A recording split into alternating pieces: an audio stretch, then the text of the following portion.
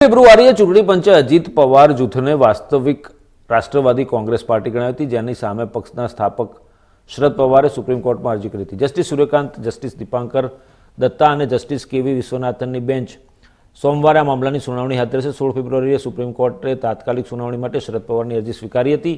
શરદ પવાર વતી વકીલ અભિષેક જેબરાજે કહ્યું હતું કે મહારાષ્ટ્ર વિધાનસભાનું વિશેષ સત્ર 20 ફેબ્રુઆરીએ બોલાવવામાં આવ્યું છે. અજીત જૂથ દ્વારા જારી કરી શકાય છે, તેથી આ મામલાની તાકીદની બાબત તરીકે સુનાવણી થવી જોઈએ. હકીકતમાં 6 મહિના સુધી ચાલેલી 10 સુનાવણી બાદ 6 ફેબ્રુઆરીએ ચૂંટણી પંચે અજીત પવાર જૂથને પાર્ટીનું નામ અને ચૂંટણી ચિહ્ન આપી દીધું હતું. આ પછી પંચે શરદ પવાર જૂથને એનસીપી શરદચંદ્ર પવાર નામ આપ્યું.